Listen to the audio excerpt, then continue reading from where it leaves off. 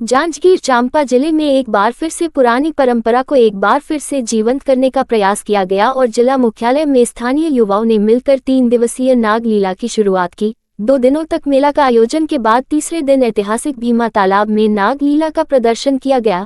इस महोत्सव को देखने के लिए बच्चे और युवाओं के साथ सभी वर्ग के लोगों से हिस्सा लिया। क्या आप जानते हैं कैसे होता है नाग लीला? तो देखिए एक खास खबर पर। नाग लीला यानी भगवान कृष्ण द्वारा बाल्यकाल में यमुना नदी में कालिया नाग के आतंक को समाप्त कर विषधर के विष समाप्त करने के लिए किया गया लीला को नाग लीला के रूप में मनाया जाता है। नाग लीला करने के लिए सबसे पहले एक तालाब का चयन किया जाता है और उसमें ड्रम को रस्से से बांधकर एक मंच और नाव बनाया जाता है जिसमें आकर्षक सजावट किया जाता है और उसी ड्रम में गायन और नृत्य मंडली के साथ भगवान कृष्ण और कालिया नाग बनाया जाता है। फिर कृष्ण भगवान को कालिया नाग के पास बैठाकर आतिशबाजी और नृत्य के साथ तालाब के चारों ओर घुमाया जाता है और उस अनूठे नज़ारे को देखने के लिए लोगों की भीड़ आज भी उमड़ती है। ऐतिहासिक भीमा तालाब तो 50-60 एकड़ से बहुत ऊपर ही है।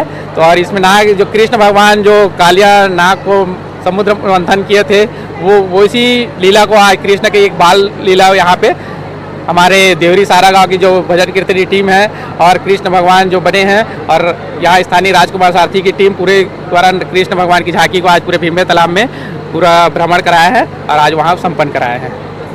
नाग लीला में हम पहले सबसे छोटे थे तब से हमारे सारा गांव जांजगीर में बचपन से ये नाटक उसके नाटक बोलते थे और 10 दिन से होते थे।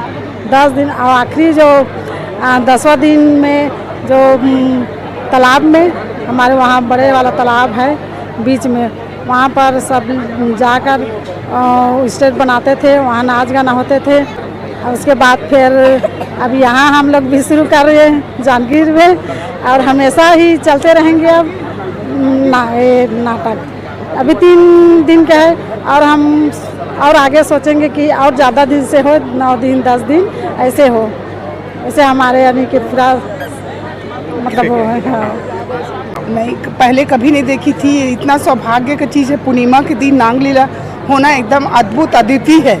ये और सब सिर्फ कहानियों में पढ़ी थी, मैं तो टीवी सीरियल ये पिक्चर में ही देखी थी और अभी प्रत्यक्ष रूप से देखने में इसका खुशी का कोई ठिकाना ही नहीं रहा। मैं लेट हो गई थी तो भी मेरा बेटा मेरे को शॉर्टकट रास्ते से घुमाते हुए दौड़ाते हुए लाया, लेकिन अंत तक देखने पा गई। बहुत ही अच्छा लगा। इस तरह का आयोजन हमेशा होते रहना चाहिए। आयोजन समिति को बहुत बहुत धन्यवाद और बहुत बहुत शुभकामना आगे भी। लगभग 25 साल पहले यहाँ भीमा तालाब में नाग लीला का कार्यक्रम कराया गया था। ये हमारे जाजल देव नगरी जांजगीर का भीमा तालाब ऐतिहासिक भीमा तालाब है, जो मैं समझता हूँ छत्तीसगढ़ में सबसे बड़ा तालाब है। लगभग 1500 मीटर गोल उसका लंबाई है, जहाँ पर लोग सुबह मॉर्निंग वॉक करने के लिए आते हैं। भीमा तालाब में नाग लीला के रूप में यहाँ कार्यक्रम आयोजित किया गया है, जिसमें बड़ा एक नाव ड्रम के द्वारा निर्मित किया गया है, जिसमें गायन भजन और एक भगवान कृष्ण का और नांग का रूप बनाकर वहाँ उसमें बैठाकर एक खेवैया और नृत्य करने वाले उसके साथ में हैं और भीमा के चारों तरफ उसको उनके द्वारा नाविक के द्वारा खेते हुए